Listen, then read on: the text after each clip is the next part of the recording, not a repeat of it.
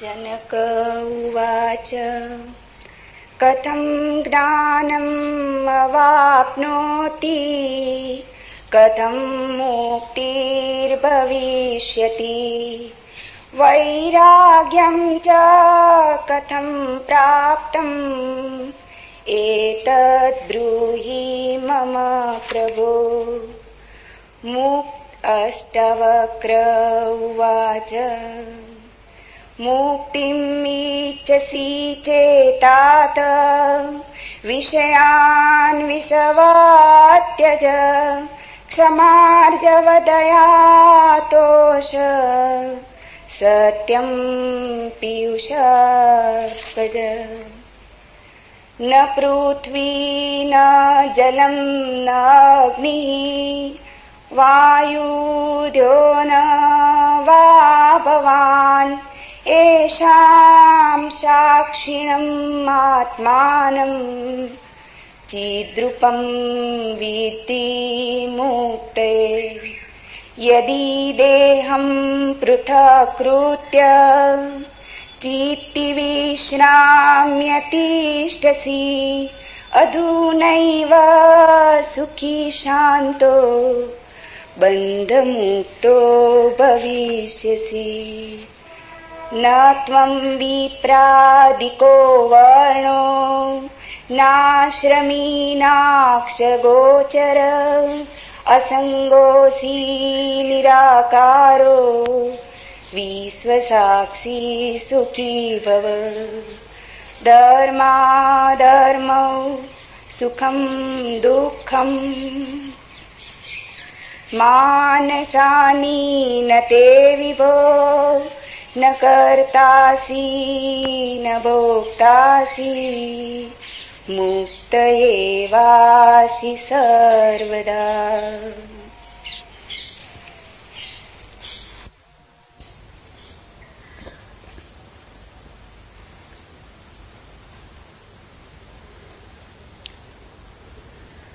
एक अनूठी यात्रा पर हम निकलते हैं।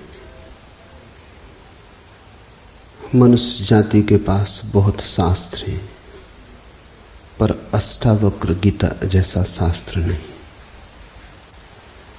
वेद फीके हैं, उपनिषद बहुत धीमी आवाज में बोलते हैं। गीता में भी ऐसा गौरव नहीं जैसा अष्टावक्र की संहिता में। कुछ बात ही अनूठी है। सबसे बड़ी बात तो यह है कि न समाज, न राजनीति, न जीवन की किसी और व्यवस्था का कोई प्रभाव अष्टावक्र के वचनों पर है। इतना शुद्ध भावातीत वक्तव्य है, समय और काल से अतीत, दूसरा नहीं।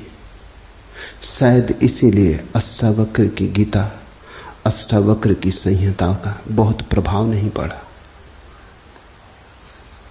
कृष्ण की गीता का बहुत प्रभाव पड़ा। पहला कारण, कृष्ण की गीता समन्वय है। सत्य की उतनी चिंता नहीं जितनी समन्वय की चिंता है। समन्वय का आग्रह इतना गहरा है कि अगर सत्य थोड़ा खो भी जाए तो कृष्ण राजी है। कृष्ण की गीता खिचड़ी जैसी है, इसलिए सभी को भाती है, क्योंकि सभी का कुछ न कुछ उसमें मौजूद है। ऐसा कोई संप्रदाय खोजना मुश्किल है जो गीता में अपनी वाणी न खोज ले। ऐसा कोई व्यक्ति खोजना मुश्किल है जो गीता में अपने लिए कोई सहारा न खोज ले। इन सब के लिए अष्टावक्र की गीता बड़ी कठिन होगी। अष्टावक्र समन्वयवादी नहीं, सत्यवादी है। सत्य जैसा है वैसा कहा है, बिना किसी लाग लपेट के। सुनने वाले की चिंता नहीं, सुनने वाला समझेगा नहीं समझेगा इसकी भी चिंता नहीं। सत्य का ऐसा शुद्धतम वक्तव्य न पहले कहीं हुआ न फिर बाद में कभी हो सका। कृष्ण की गीता लोगों को प्रिय है क्योंकि अपना अर्थ निकाल लेना बहुत सुगम है। कृष्ण की गीता काव्यात्मक है। 2 2 5 भी हो सकते हैं, 2 2 3 भी हो सकते हैं। अष्टावक्र के साथ कोई खेल संभव नहीं, वहां 2 2 4 ही होते। अष्टावक्र का वक्तव्य शुद्ध गणित का वक्तव्य है। वहां काव्य को जरा भी जगह नहीं, वहां कविता के लिए जरा सी भी छूट नहीं। जैसा है वैसा कहा है, किसी तरह का समझौता नहीं। कृष्ण की गीता पढ़ो तो भक्त अपना अर्थ निकाल लेता है, क्योंकि कृष्ण ने भक्ति की भी बात की। कर्मयोगी अपना अर्थ निकाल लेता है, क्योंकि कृष्ण ने कर्मयोग की भी बात की है। ज्ञानी अपना अर्थ निकाल लेता है, क्योंकि कृष्ण ने ज्ञान की भी बात की है। कृष्ण कहीं भक्ति को सर्वश्रेष्ठ कहते हैं, कहीं ज्ञान को सर्वश्रेष्ठ कहते हैं, कहीं कर्म को सर्वश्रेष्ठ कहते हैं। कृष्ण का वक्तव्य बहुत राजनीतिक है। वो राजनेता थे, कुशल राजनेता थे। सिर्फ राजनेता थे इतना ही कहना उचित नहीं, कुटिल राजनीतिज्ञ थे, डिप्लोमैट थे। उनके वक्तव्य में बहुत सी बातों का ध्यान रखा गया, इसलिए सभी को गीता भा जाती है। इसलिए तो गीता पर हजारों टीकाएं हैं, अष्टावक्र पर कोई चिंता नहीं करता, क्योंकि अष्टावक्र के साथ राजी होना हो तो तुम्हें अपने को छोड़ना पड़ेगा। बेशर्त तुम अपने को न ले जा सकोगे, तुम पीछे रहोगे तो ही जा सकोगे। कृष्ण के साथ तुम अपने को ले जा सकते हो। कृष्ण के साथ तुम्हें बदलने की कोई भी जरूरत नहीं। कृष्ण के साथ तुम मौजू पड़ सकते हो। इसलिए सभी सांप्रदायिकों ने कृष्ण की गीता पर टीकाएं लिखी। शंकर ने, रामानुज ने, निम्बारक ने, बल्लभ ने, सबने अपने अर्थ निकाल लिए।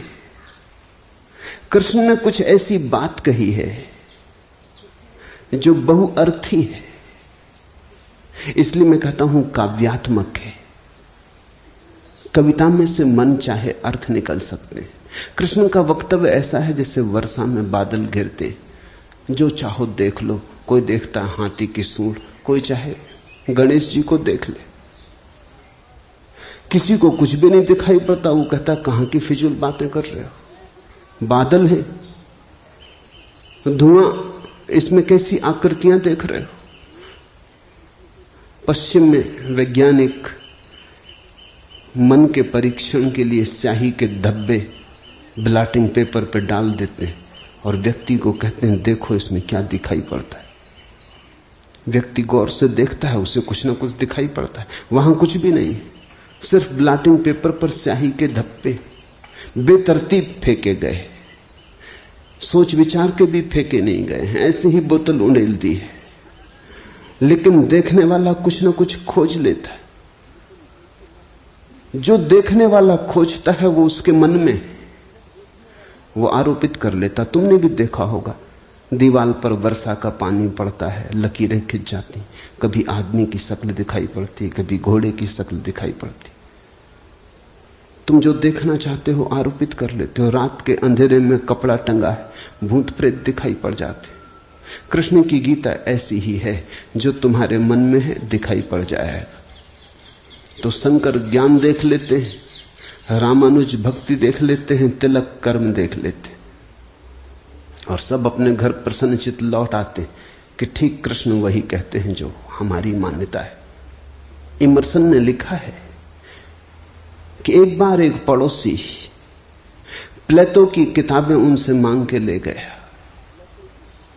अब प्लेटो 2000 साल पहले हुआ है और दुनिया के थोड़े से अनूठे विचारकों में से एक। कुछ दिनों बाद इमर्सन ने कहा किताबें पढ़नी हो तो वापस करने। वो पड़ोसी लौटा गया। इमर्सन ने पूछा कैसी लगी। उस आदमी ने कहा कि ठीक, इस आदमी प्लेटो के विचार मुझसे मिलते जुलते।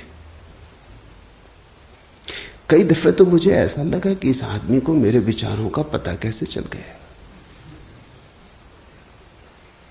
प्लेटो 2000 साल पहले हुआ है। इसको शक हो रहा है कि इसने कहीं मेरे विचार तो नहीं चुरा लिए। कृष्ण में ऐसा शक बहुत बार होता है। इसलिए कृष्ण पर सदियां बीत गईं, टीकाएं चलती जाती, हर सदी अपना अर्थ खोज लेती है, हर व्यक्ति अपना अर्थ खोज लेता है। कृष्ण की गीता स्याही के धब्बों जैसी एक कुशल राजनीतिज्ञ का वक्तव्य है। अष्टावक्र की गीता में तुम कोई अर्थ न खोज पाओगे। तुम अपने को छोड़ के चलोगे तो ही अष्टावक्र की गीता स्पष्ट होगी।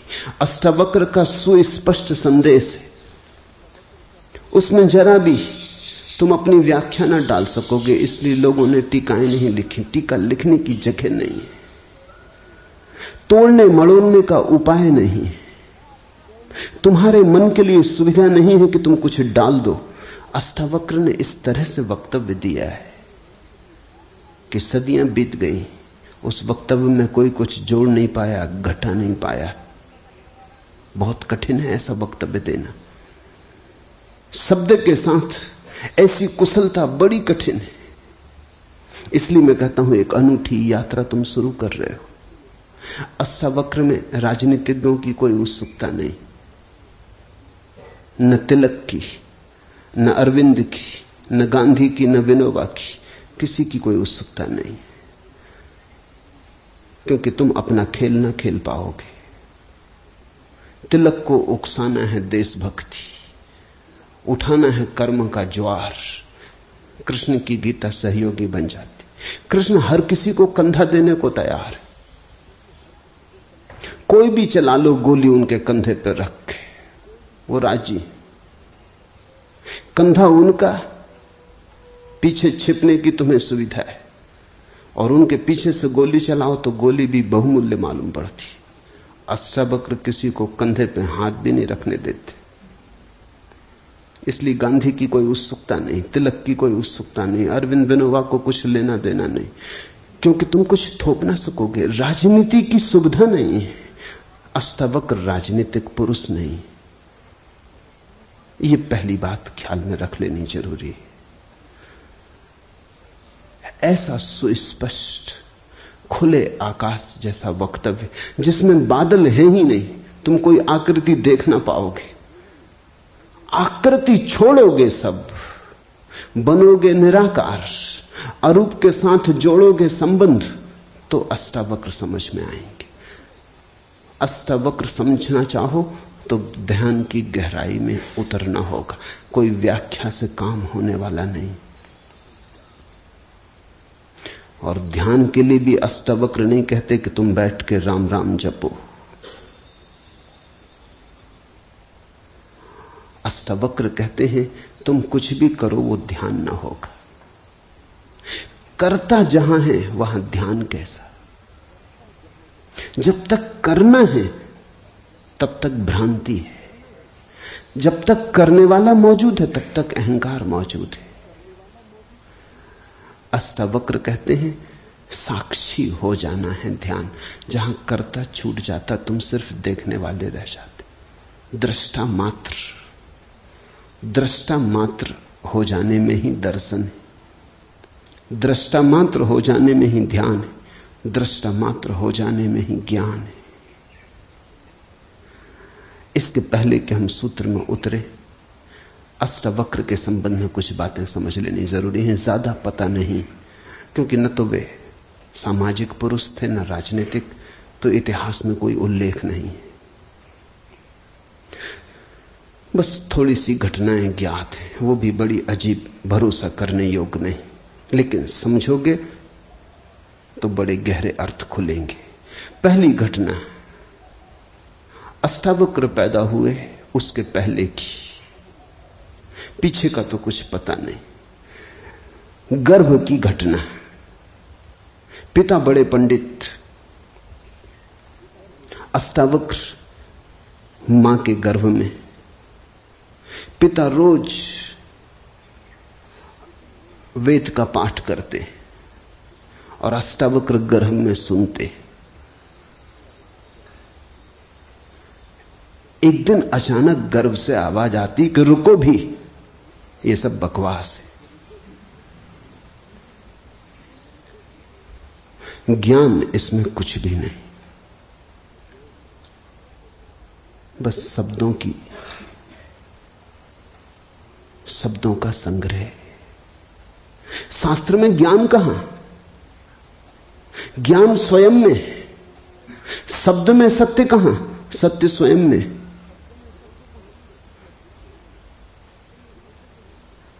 पिता स्वभावतः नाराज हुए। एक तो पिता, फिर पंडित, और गर्भ में छिपा हुआ बेटा इस तरह की बात कहे, अभी पैदा भी नहीं हुआ। क्रोध में आ गए, आग बबूला हो गए। पिता का अहंकार चोट खा गया।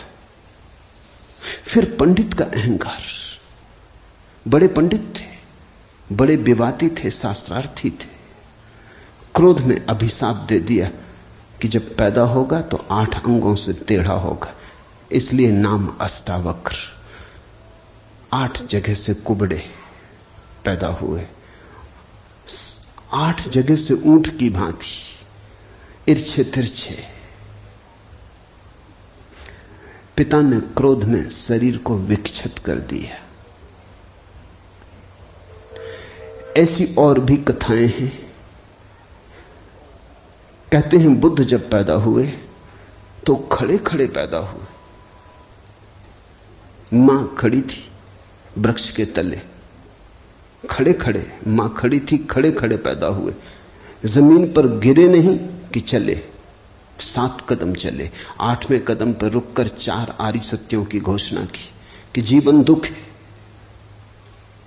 अभी 7 कदम ही चले हैं पृथ्वी पर कि जीवन दुख है, कि दुख से मुक्त होने की संभावना है, कि दुख मुक्ति का उपाय है, कि दुख मुक्ति की अवस्था है, निर्वाण की अवस्था है। लाओत्सु के संबंध में कथा है कि लाओत्सु बूढ़े पैदा हुए, 80 वर्ष के पैदा हुए, 80 वर्ष तक गर्भ में ही रहे। कुछ करने की चाह ही न थी तो गर्भ से निकलने की चाह भी न हुई। कोई वासना ही न थी तो संसार में आने की भी वासना न हुई। जब पैदा हुए तो सफेद बाल थे, 80 वर्ष के बूढ़े थे।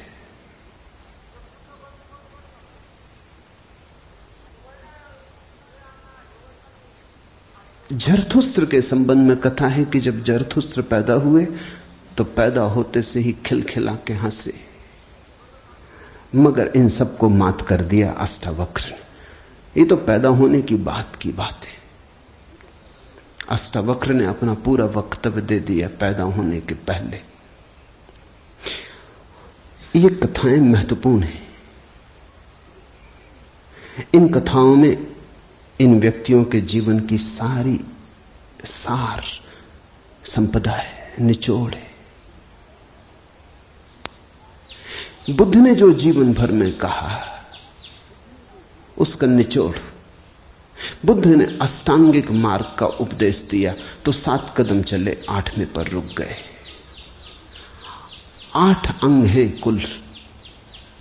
पहुंचने की अंतिम अवस्था है सम्यक समाधि। उस समाधि की अवस्था में ही पता चलता है जीवन के पूरे सत्य का। वो 4 आर्य सत्यों की घोषणा करती। लाओत्सु बूढ़ा पैदा हुआ।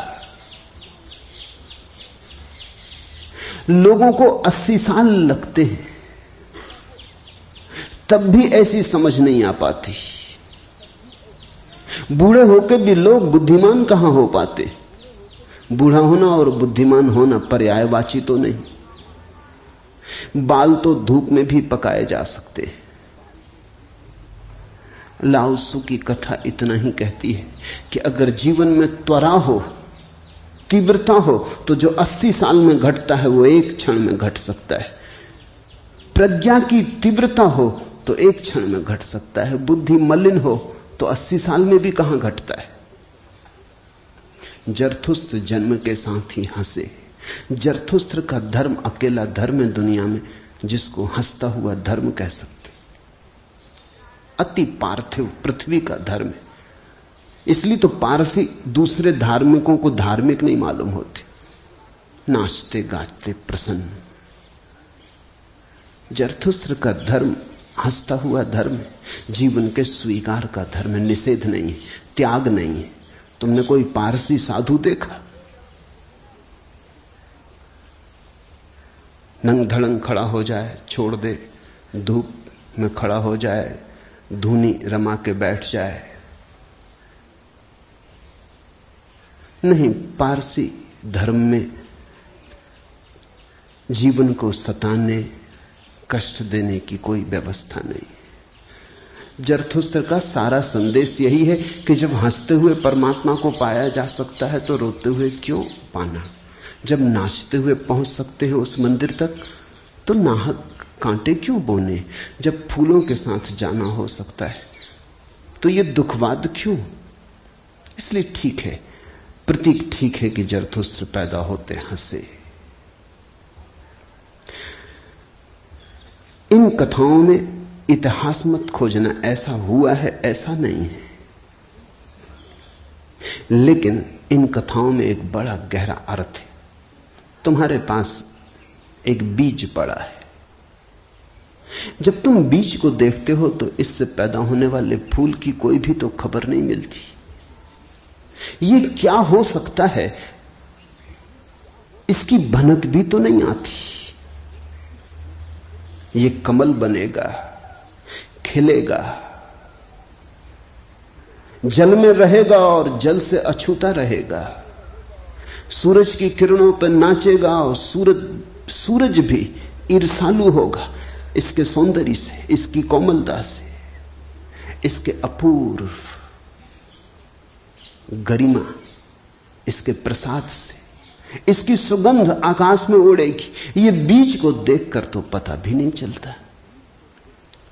बीज को तो देख के इसकी कोई कल्पना भी नहीं कर सकता, अनुमान भी नहीं कर सकता। लेकिन एक दिन ये घटता है। तो दो तरह से हम सोच सकते हैं। या तो हम बीज को पकड़ लें जोर से और हम कहें जो बीज में दिखाई नहीं पड़ा वो कमल में भी घट नहीं सकता। ये भ्रम है, ये धोखा है, ये झूठ है। जिनको हम तर्कनिष्ठ कहते हैं, संदेहशील कहते हैं, उनका यही आधार है। वो कहते हैं जो बीज में नहीं दिखाई पड़ा वो फूल में हो नहीं सकता, कहीं भ्रांति हो रही है।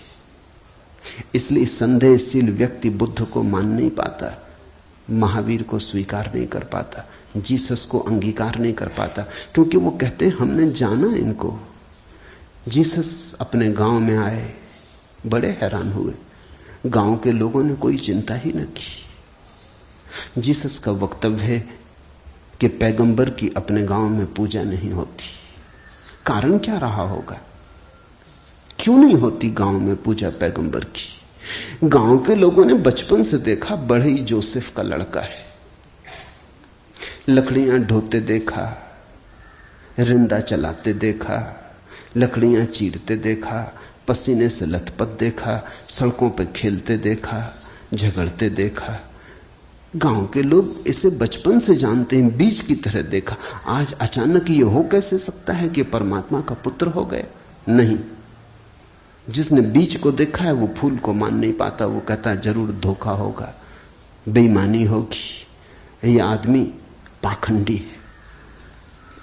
बुद्ध अपने घर वापस लौटे तो पिता, सारी दुनिया को जो दिखाई पड़ रहा था वो पिता को दिखाई नहीं पड़ा। सारी दुनिया अनुभव कर रही थी एक प्रकाश, दूर दूर तक खबरें जा रही थी, दूर देशों से लोग आने शुरू हो गए थे। लेकिन जब वापस बुद्ध घर आए 12 साल बाद, तो पिता ने कहा मैं तुझे अभी भी क्षमा कर सकता हूं, यद्यपि तूने काम तो बुरा किया है, सताया तो तूने हमें, अपराध तो तूने किया, लेकिन मेरे पास पिता का हृदय, मैं माफ कर दूंगा, द्वार तेरे लिए खुले, मगर फेंक ये भिक्षा का पात्र, हटा ये भिक्षु का वेश, ये सब नहीं चलेगा। तो वापस लौटा, ये राज्य तेरा है, मैं बूढ़ा हो गया, इसको कौन संभालेगा? हो गया बचपना बहुत, अब बंद करो ये सब खेल। बुद्ध ने कहा, कृपा कर मुझे देखें तो, जो गया था वो वापस नहीं आया है, ये कोई और ही आया है जो आपके घर पैदा हुआ था, वही वापस नहीं आया है, ये कोई और ही आया है, बीज फूल होके आया है। गौर से तो देखो। पिता ने कहा, तू मुझे सिखाने चला है। पहले दिन से जब तू पैदा हुआ था तब से तुझे जानता हूं। किसी और को धोखा देना, किसी और को समझा लेना, भ्रम में डाल देना, मुझे तू भ्रम में न डाल पाएगा। मैं फिर कहता हूं, मैं तुझे भली भांति जानता हूं, मुझे कुछ सिखाने को चेष्टा मत कर, क्षमा करने को मैं राजी हूं। बुद्ध ने कहा, आप और मुझे जानते हैं, मैं तो स्वयं को भी नहीं जानता था, अभी अभी किरणें उतरी हैं और स्वयं को जानो।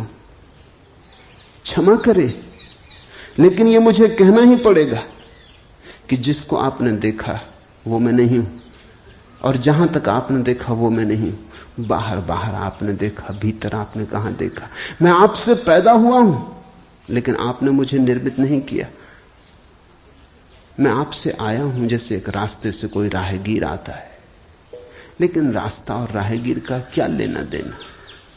कल रास्ता कहने लगे कि मैं तुझे पहचानता हूं, तू मेरे ही से तो होकर आया। ऐसे ही आप कह रहे हैं, आपके पहले भी मैं था, जन्मों जन्मों से मेरी यात्रा चल रही, आपसे गुजरा जरूर, ऐसा मैं औरों से भी गुजरा हूं, और भी मेरे पिता थे, और भी मेरी माताएं थी, लेकिन मेरा होना बड़ा अलग थलग है, कठिन है, बहुत अति कठिन है। अगर बीज देखा तो फूल पर भरोसा नहीं आता। एक तो ढंग है अश्रद्धालु का, तर्कवादी का, संदेहशील का, कि वो कहता है बीज को हम पहचानते हैं तो फूल हो नहीं सकता, हम कीचड़ को जानते हैं, उस कीचड़ से कमल हो कैसे सकता है? सब गलत, सपना होगा, भ्रांति होगी, किसी मोहजाल में पड़ गए होगे, किसी ने धोखा दे दिया, कोई जादू, कोई तिलिस्म। एक तो ये रास्ता है, एक रास्ता है श्रद्धालु का, प्रेमी का, भक्त का, सहानुभूति से भरे हृदय का। वो फूल को देखता है और फूल से पीछे की तरफ यात्रा करता है। वो कहता है, जब फूल में ऐसा सुगंध हुई, जब फूल में ऐसी विभा प्रकट हुई, जब फूल में ऐसी प्रतिभा, जब फूल में ऐसा कुंवारापन दिखा, तो जरूर बीज में भी रहा होगा, क्योंकि जो फूल में हुआ है वो बीज में न हो तो हो ही नहीं सकता। ये सारी कथाएं घटी हैं, ऐसा नहीं। जिन्होंने अष्टावक्र के फूल को देखा, उनको ये ख्याल में आया कि जो आज हुआ है वो कल भी रहा होगा, छिपा था, अवगुंठित था, पर्दे में पड़ा था। जो आज है, अंत में है, वो प्रथम भी रहा होगा। जो मृत्यु के क्षण में दिखाई पड़ रहा है, वो जन्म के क्षण में भी मौजूद रहा होगा, अन्यथा पैदा कैसे होता? तो एक तो ढंग है फूल से पीछे की तरफ देखना, और एक है बीज से आगे की तरफ देखना। गौर से देखो तो दोनों में सारसूत्र एक ही है, दोनों की आधार भित्ति एक ही है, लेकिन कितना जमीन आसमान का अंतर हो जाता है। जो बीज वाला है वो भी ये कह रहा है कि जो बीज में नहीं है वो फूल में कैसे हो सकता है, ये उसका तर्क है। फूल वाला भी यही कह रहा है, वो कह रहा है जो फूल में है वो बीज में भी होना ही चाहिए। दोनों का तर्क तो एक है, लेकिन दोनों के देखने के ढंग अलग है। बड़ी अड़चन। मुझसे कोई पूछता था कि आपके साथ बचपन में बहुत लोग पढ़े होंगे, स्कूल में, कॉलेज में, वे दिखाई नहीं पड़ते, वे कैसे दिखाई पड़ सकते? उनको बड़ी अड़चन है, वो भरोसा नहीं कर सकते, अति कठिन है उन्हें। कल ही मेरे पास रायपुर से किसी ने एक अखबार भेजा, श्री हरशंकर परसाई ने एक लेख मेरे खिलाफ लिखा है। वो मुझे जानते हैं, कॉलेज के दिनों से जानते हैं, हिंदी के मूर्धन्य व्यंग्य लेखक हैं। मेरे मन में उनकी कृतियों का आदर है। लेख में उन्होंने लिखा है कि जबलपुर की हवा में कुछ खराबी है। यहां धोखेबाज और धूर्ती पैदा होते, जैसे रजनीश, महेश योगी, मुंदड़ा, 3 नाम उन्होंने गिनाए। धन्यवाद उनका, कम से कम मेरा नाम नंबर 1 तो गिनाया। इतनी याद तो रखी, एकदम बिसार नहीं दिया, बिल्कुल भूल गए हो ऐसा नहीं। लेकिन अर्जुन स्वाभाविक है, सीधी साफ है, मैं उनकी बात समझ सकता हूं। यह असंभव है बीज को देखा तो फूल में भरोसा।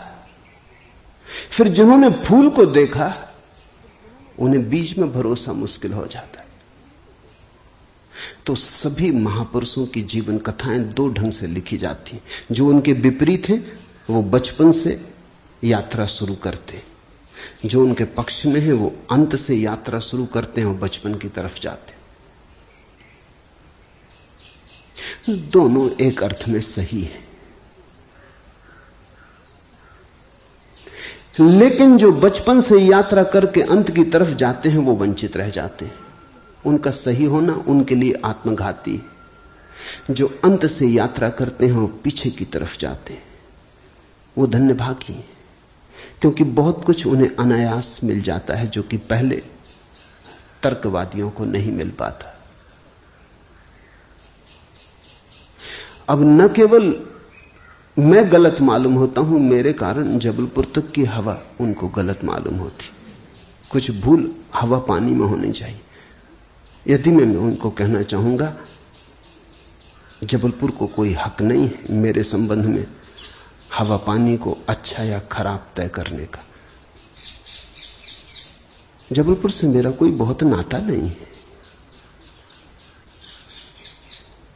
थोड़े दिन वहां था, महेश योगी भी थोड़े दिन वहां थे, उनका भी कोई नाता नहीं है। हम दोनों का नाता किसी और जगह से है। उस जगह के लोग इतने सोए हैं कि उन्हें अभी खबर ही नहीं है। महेश योगी और मेरा जन्म पास ही पास हुआ, दोनों गाडरवाड़ा के आसपास पैदा हुए।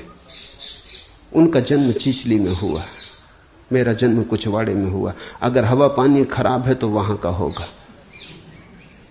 इसका दुख गाडरवाड़ा को होना चाहिए, कभी होगा, या सुख। जबलपुर को इसमें बीच में आना नहीं चाहिए। लेकिन मन कैसे तर्क रचता है। अब जो अष्टावक्र की कथा को देखेगा वो सुनते से ही कह देगा गलत, असंभव। ये तो कथा जिन्होंने लिखी हो उनको भी पता है कि कहीं कोई गर्व से बोलता है।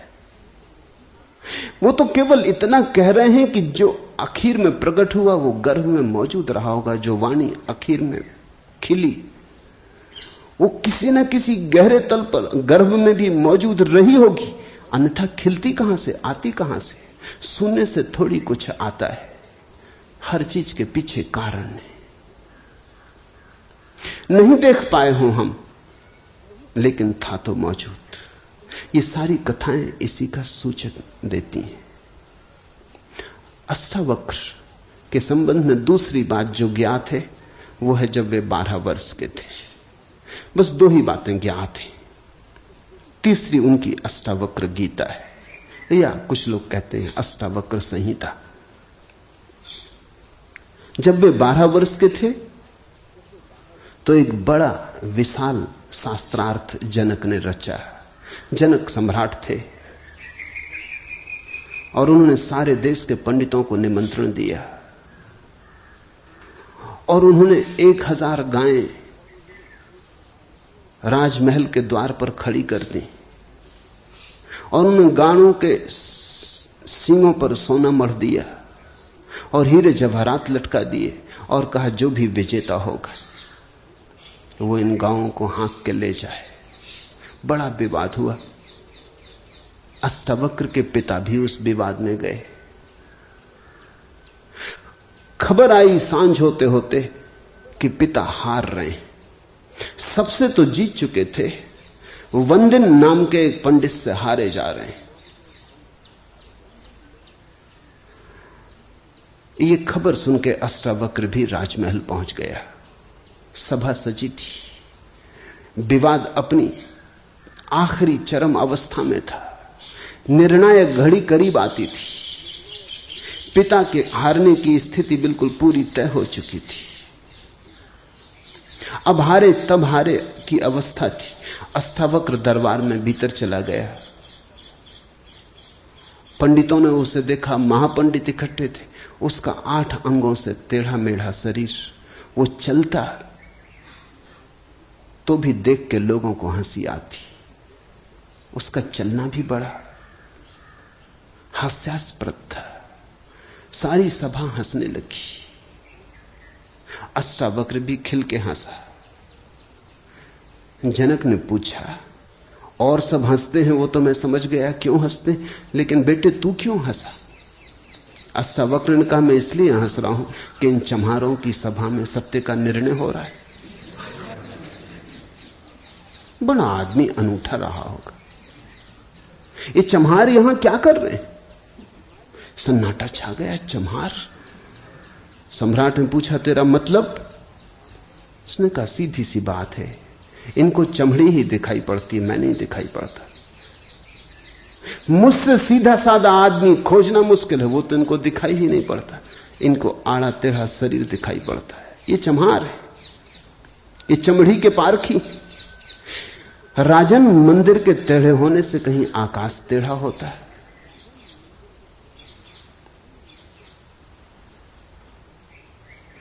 घड़े के फूटे होने से कहीं आकाश फूटता है? आकाश तो निर्विकार है। मेरा शरीर टेढ़ा मेढ़ा है, लेकिन मैं तो नहीं। ये जो भीतर बसा है इसकी तरफ तो देखो। इससे तुम सीधा साधा और कुछ खोज ना सकोगे।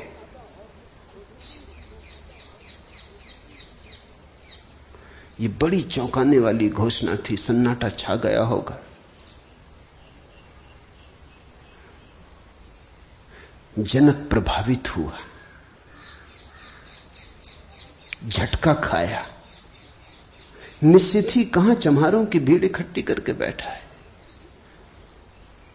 खुद पे भी पश्चाताप हुआ, अपराध लगा कि मैं भी हंसा।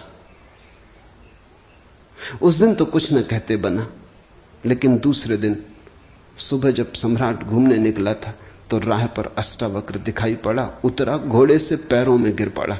सबके सामने तो हिम्मत न जुटा पाया। एक दिन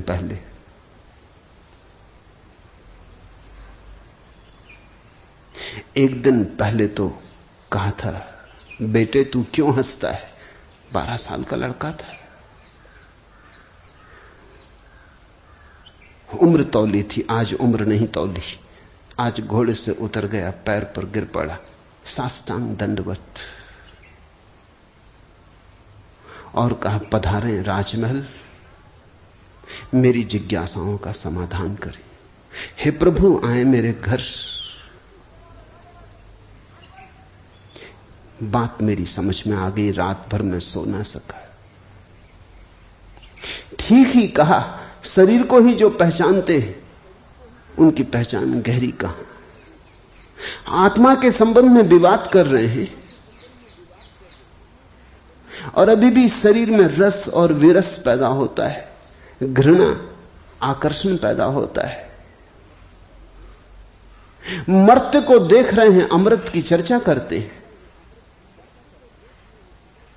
धन्य भाग मेरे कि आप आए और मुझे चौंकाया, मेरी नींद तोड़ दी। अब पधारो। राजमहल में उसने बड़ी सजावट कर रखी थी। स्वर्ण सिंहासन पर बिठाया था इस 12 साल के अष्टावक्र को और उससे जिज्ञासा की, पहला सूत्र जनक की जिज्ञासा है। जनक ने पूछा है, अष्टावक्र ने समझाया है। इससे ज्यादा अष्टावक्र के संबंध में और कुछ पता नहीं है, और कुछ पता होने की जरूरत भी नहीं। काफी है, इतना बहुत है। हीरे बहुत होते भी नहीं, कंकड़ पत्थर ही बहुत होते हैं। हीरा एक भी काफी होता है। ये दो छोटी सी घटनाएं हैं। एक तो जन्म के पहले की गर्भ से आवाज और घोषणा कि क्या पागलपन में पड़े हो, शास्त्र में उलझे हो, शब्द में उलझे हो, जागो। ये ज्ञान नहीं है, ये सब उधार है, ये सब बुद्धि का ही जाल है, अनुभव नहीं है। इसमें रंच मात्र भी सार नहीं है। कब तक अपने को भरमाए रखोगे? और दूसरी घटना, राजमहल में हंसना पंडितों का और कहना अष्टावक्र का कि जीवन में देखने की दो दृष्टियां हैं, एक आत्मदृष्टि, एक चर्म दृष्टि। चम्हार चमड़ी को देखता है, प्रज्ञावान आत्मा को देखता है। तुमने गौर किया? चम्हार तुम्हारे चेहरे की तरफ देखते नहीं, वो जूते को ही देखता। असल में चम्हार जूते को देख के सब पहचान लेता तुम्हारे संबंध में कि आर्थिक हालत कैसी है, सफलता मिल रही कि विफलता मिल रही, भाग्य कैसा चल रहा, वो सब जूते में लिखा है। जूते की सिलवटें कह देती, जूते की दशा कह देती। जूते में तुम्हारी आत्मकथा लिखी, चम्हार पढ़ लेता। जूते में चमक, जूते का ताजा और नया होना, चम्हार तुमसे प्रसन्नता से मिलता है। जूता ही उसके लिए तुम्हारी आत्मा का सबूत है। दर्जी कपड़े देखता है, तुम्हारा कोट कपड़ा देख के समझ लेता हालत कैसी। सबकी अपनी बंधी हुई दृष्टियां हैं। सिर्फ आत्मवान ही आत्मा को देखता है, उसकी कोई दृष्टि नहीं है, उसके पास दर्शन है। एक छोटी घटना और जो अष्टावक्र के जीवन से संबंधित नहीं, रामकृष्ण और विवेकानंद के जीवन से संबंधित है, लेकिन अष्टावक्र से उसका जोड़ है। फिर हम सूत्रों में प्रवेश करें। विवेकानंद रामकृष्ण के पास आए तब उनका नाम नरेंद्रनाथ था। विवेकानंद तो बाद में रामकृष्ण ने उनको पुकारा। जब आए रामकृष्ण के पास तो अति विवादी थे, नास्तिक थे, तर्कवादी थे, हर चीज के लिए प्रमाण चाहते थे। कुछ चीजें हैं जिनके लिए कोई प्रमाण नहीं, मजबूरी है। परमात्मा के लिए कोई प्रमाण नहीं है और प्रमाण नहीं, प्रेम के लिए कोई प्रमाण नहीं है और प्रमाण नहीं, सौंदर्य के लिए कोई प्रमाण नहीं है और प्रमाण नहीं है। अगर मैं कहूं देखो ये खजूरेना के वृक्ष कैसे सुंदर, और तुम कहो हमें तो कोई सौंदर्य दिखाई नहीं पड़ता, वृक्ष जैसे वृक्ष, सिद्ध करें मुश्किल हो जाएगी। कैसे सिद्ध करें कि सुंदर है? सुंदर होने के लिए सौंदर्य की परख चाहिए और तो कोई उपाय नहीं, आंख चाहिए और तो कोई उपाय नहीं। कहते हैं मजनू ने कहा कि लैला को जानना हो तो मजनू की आंख चाहिए। ठीक कहा, लैला को देखने का और कोई उपाय ही नहीं। मजनू को बुलाया था उसके गांव के राजा ने और कहा था तू पागल है, मैं तेरी लैला को जानता हूं, साधारण सी लड़की है, काली कलूटी, कुछ खास नहीं, तुझ पे मुझे दया आती। ये मेरे राजमहल की 12 लड़कियां खड़ी, ये इस देश की सुंदरतम स्त्रियां, इनमें से तू कोई भी चुन ले, ये तुझे रोते देख के मेरा भी प्राण रोता है। उसने देखा और उसने कहा इनमें तो लैला कोई भी नहीं, ये तो लैला के मुकाबले तो दूर, उसके चरण की धूल भी नहीं। सम्राट कहने लगा मजनू तू पागल है। मजनू ने कहा यह हो सकता है, लेकिन एक बात आपसे कहना चाहता हूं, लैला को देखना हो तो मजनू की आंख चाहिए।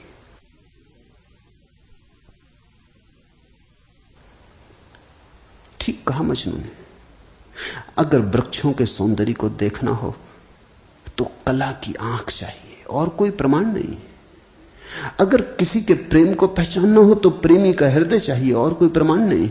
और परमात्मा तो इस जगत के सारे सौंदर्य और सारे प्रेम और सारे सत्य का इकट्ठा नाम है। उसके लिए तो ऐसा निर्विकार चित्त चाहिए, ऐसा साक्षी भाव चाहिए जहां कोई शब्द न रह जाए, कोई विचार न रह जाए, कोई तरंग न उठे, वहां कोई धूल न रह जाए। मन की और चित्त का दर्पण परिपूर्ण शुद्ध हो। प्रमाण कहां? रामकृष्ण से विवेकानंद ने कहा प्रमाण चाहिए।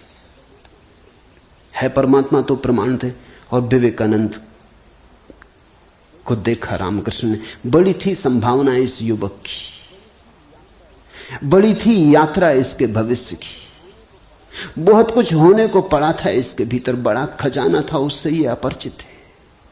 रामकृष्ण ने देखा, इस युवक के पिछले जन्मों में झांका। ये बड़ी संपदा, बड़े पुण्य की संपदा लेकर आ रहा है। ये ऐसे ही तर्क में दबा न रह जाए। कराह उठा होगा पीड़ा और करुणा से रामकृष्ण का हृदय। उन्होंने कहा छोड़, प्रमाण वगैरह बाद में सोच लेंगे। मैं जरा बूढ़ा हुआ, मुझे पढ़ने में अड़चन होती, तू अभी जवान, तेरी आंख अभी तेज, ये किताब पढ़ी, इसे तू पढ़। वो थी अष्टावक्र गीता, जरा मुझे सुनाते। कहते हैं विवेकानंद को इसमें तो कुछ अड़चन न मालूम पड़ी। यह आदमी कुछ ऐसी तो कोई खास बात नहीं मांग रहा है। 2-4 सूत्र पढ़े और एक घबराहट और रोआ रोआ कपने लगा। और विवेकानंद ने कहा मुझसे नहीं पढ़ा जाता। रामकृष्ण ने कहा पढ़ भी, इसमें हर्ज क्या है, तेरा क्या बिगाड़ लेगी ये किताब, तू जवान है अभी, तेरी आंख अभी ताजी, और मैं बूढ़ा हुआ, मुझे पढ़ने में दिक्कत होती, और ये किताब मुझे पढ़नी तो तू पढ़ के सुना दे। कहते हैं उस किताब को सुनाते सुनाते ही विवेकानंद डूब गए। रामकृष्ण ने देखा इस व्यक्ति के भीतर बड़ी संभावना है, बड़ी शुद्ध संभावना है, जैसी एक बोधिसत्व की होती, जो कभी न कभी बुद्ध होना जिसका निर्णीत है। आज नहीं कल भटके कितना ही, बुद्धत्व जिसके पास चला आ रहा है। क्यों अष्टावक्र की गीता रामकृष्ण ने कही कि तू पढ़ के मुझे सुना दे? क्योंकि इससे ज्यादा शुद्धतम वक्तव्य और कोई नहीं। ये शब्द भी अगर तुम्हारे भीतर पहुंच जाएं तो तुम्हारी सोई हुई आत्मा को जगाने लगेंगे। ये शब्द तुम्हें तरंगायित करेंगे, ये शब्द तुम्हें आह्लादित करेंगे, ये शब्द तुम्हें झकझोरेंगे। इन शब्दों के साथ क्रांति घटित हो सकती। अष्टावक्र की गीता को मैंने यूं ही नहीं चुना है, और जल्दी नहीं चुना, बहुत देर करके चुना है, सोच विचार के। दिन थे जब मैं कृष्ण की गीता पर बोला, क्योंकि भीड़ भाड़ मेरे पास थी। भीड़ भाड़ के लिए अष्टावक्र गीता का कोई अर्थ न था। बड़ी चेष्टा करके भीड़ भाड़ से छुटकारा पाया है। अब तो थोड़े से विवेकानंद यहां हैं,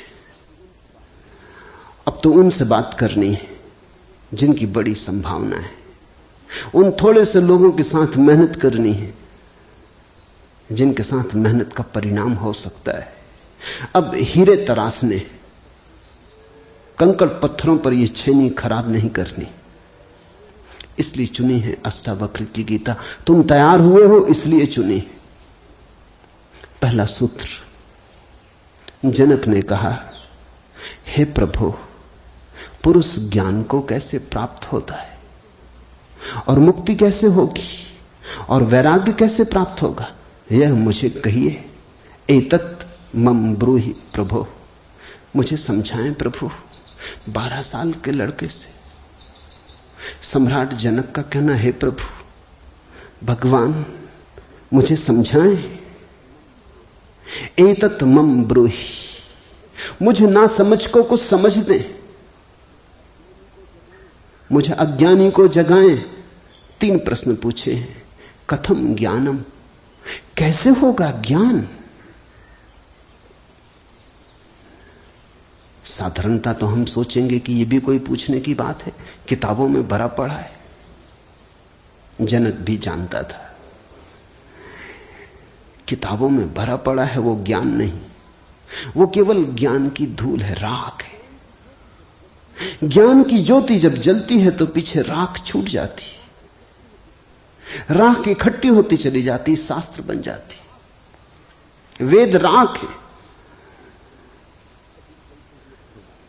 कभी जलते हुए अंगारे थे, ऋषियों ने उन्हें अपनी आत्मा में जलाया था, फिर राख रह गए। फिर राख संयोजित की जाती, संग्रहित की जाती, सुव्यवस्थित की जाती। जैसे जब आदमी मर जाता है तो हम उसकी राख इकट्ठी कर लेते हैं, उसको फूल कहते हैं। बड़े मजेदार लोग हैं जिंदगी में जिसको फूल नहीं कहा। उसकी हड्डी वड्डियां इकट्ठी कर लाते हैं, कहते फूल संजोला है, फिर संभाल कर रखते, मंजूसा बनाते। जिसको जिंदगी में कभी फूल का आदर नहीं दिया, जिसको जिंदगी में कभी फूल की तरह देखा नहीं, जब मर जाता है आदमी पागल है, तब उसकी हड्डी को, राख को फूल कहते। ऐसे ही जब कोई बुद्ध जीवित होता है तब तुम सुनते नहीं। जब कोई महावीर तुम्हारे बीच से गुजरता है तब तुम नाराज होते हो। लगता है यह आदमी तुम्हारे सपने तोड़ रहा है या तुम्हारी नींद में दखल डाल रहा है।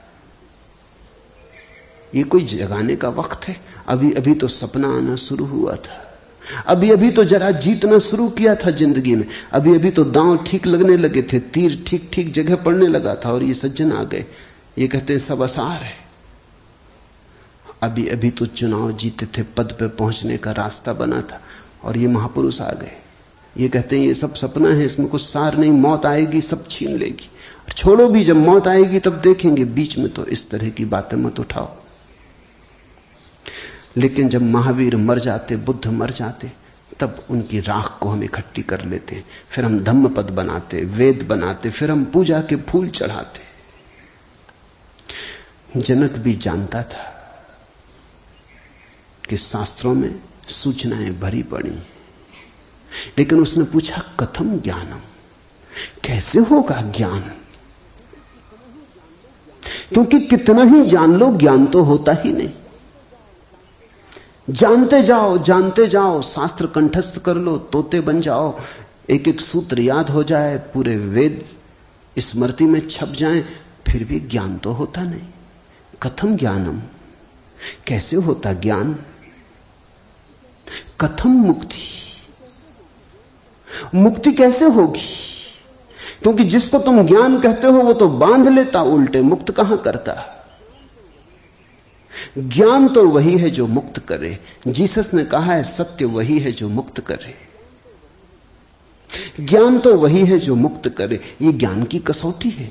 पंडित मुक्त तो दिखाई नहीं पड़ता, बंधा दिखाई पड़ता है, मुक्ति की बातें करता है,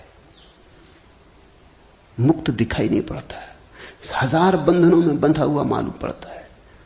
तुमने कभी गौर किया, तुम्हारे तथाकथित संत तुमसे भी ज्यादा बंधे हुए मालूम पड़ते। तुम शायद थोड़े बहुत मुक्त भी हो, तुम्हारे संत तुमसे भी ज्यादा बंधे, लकीर के फकीर हैं। न उठ सकते स्वतंत्रता से, न बैठ सकते स्वतंत्रता से, न जी सकते स्वतंत्रता से। कुछ दिनों पहले कुछ जैन साध्वियों की मेरे पास खबर आई कि वो मिलना चाहती, मगर श्रावक आने नहीं देते। ये भी बड़े मजे की बात है। साधु का अर्थ होता है जिसने फिक्र छोड़ी समाज की, जो चल पड़ा अरण्य की यात्रा पर, जिसने कहा अब न तुम्हारे आदर की मुझे जरूरत है, न सम्मान की। लेकिन साधु साध्वी कहते हैं श्रावक आने नहीं देते। वो कहते हैं वहां भूल के मत जाना, वहां गए तो ये दरवाजा बंद। ये कोई साधुता हुई? ये तो परतंत्रता हुई, गुलामी हुई। ये तो बड़ी उल्टी बात हुई। ये तो ऐसा हुआ कि साधु श्रावक को बदले, उसकी जगह श्रावक साधु को बदल रहा है।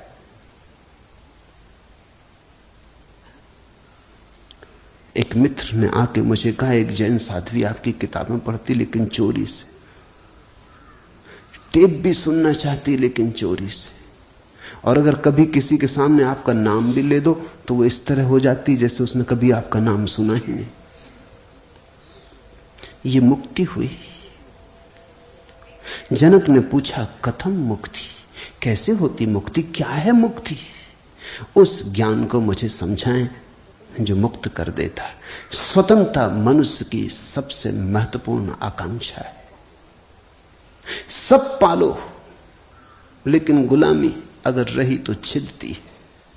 सब मिल जाए, स्वतंत्रता न मिले तो कुछ भी नहीं मिला। मनुष्य चाहता है खुला आकाश, कोई सीमा ना हो। वो मनुष्य की अंतरतम निगूढ़तम आकांक्षा है, जहां कोई सीमा ना हो, कोई बाधा ना हो। इसी को परमात्मा होने की आकांक्षा कहो, मोक्ष की आकांक्षा कहो। हमने ठीक शब्द चुना है, मोक्ष। दुनिया की किसी भाषा में ऐसा प्यारा शब्द नहीं। स्वर्ग, फिरदौस, इस तरह के शब्द हैं, लेकिन उन शब्दों में मोक्ष की कोई धुन नहीं है। मोक्ष का संगीत ही अनूठा है। उसका अर्थ ही केवल इतना है, ऐसी परम स्वतंत्रता जिस पर कोई बाधा नहीं है। स्वतंत्रता इतनी शुद्ध कि जिस पे कोई सीमा नहीं। पूछा जनक ने कैसे होगी मुक्ति और कैसे होगा वैराग्य? हे प्रभु मुझे समझाकर कहिए। अष्टावक्र ने गौर से देखा होगा जनक की तरफ, क्योंकि गुरु के लिए वही पहला काम है कि जब कोई जिज्ञासा करे तो वो गौर से देखे जिज्ञासा किस स्रोत से आती, पूछने वाले ने क्यों पूछा है। उत्तर तो तभी सार्थक हो सकता है जब प्रश्न क्यों किया गया है वो समझ में आ जाए, वो साफ हो जाए। ध्यान रखना, सद्ज्ञान को उपलब्ध व्यक्ति, सद्गुरु तुम्हारे प्रश्न का उत्तर नहीं देता, तुम्हें उत्तर देता है। तुम क्या पूछते हो इसकी फिक्र कम है, तुमने क्यों पूछा है, तुम्हारे पूछने के पीछे अंतर चेतन में छिपा हुआ जाल क्या है, तुम्हारे प्रश्नों की आड़ में वस्तुतः कौन सी आकांक्षा छिपी है।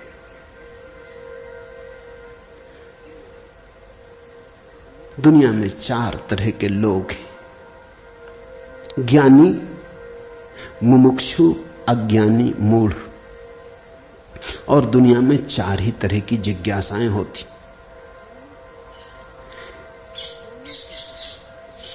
ज्ञानी की जिज्ञासा तो निशब्द होती। कहना चाहिए ज्ञानी की जिज्ञासा तो जिज्ञासा होती ही नहीं। जान लिया, जानने को कुछ बचा नहीं, पहुंच गए, चित्त निर्मल हुआ, शांत हुआ, घर लौट आए, विश्राम में आ गए।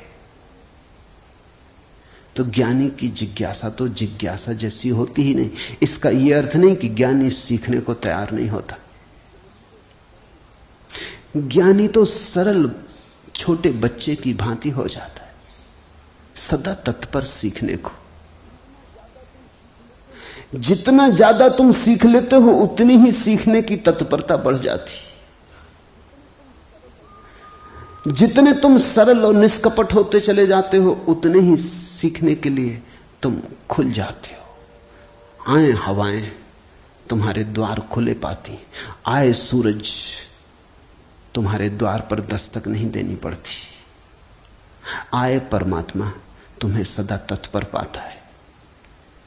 ज्ञानी ज्ञान को संग्रहित नहीं करता, ज्ञानी सिर्फ ज्ञान की क्षमता को उपलब्ध होता है।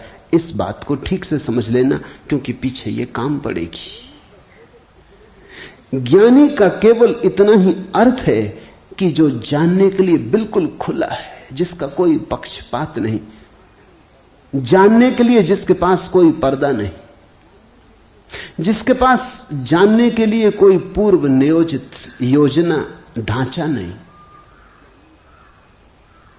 ज्ञानी का अर्थ है ध्यानी, जो ध्यानपूर्ण है।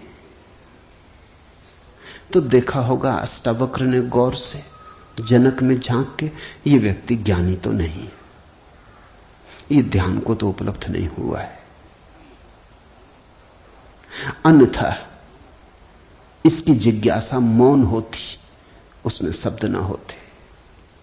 बुद्ध के जीवन में उल्लेख है, एक फकीर मिलने आया, एक साधु मिलने आया, एक परिव्राजक घुमक्कड़। उसने आके बुद्ध से कहा,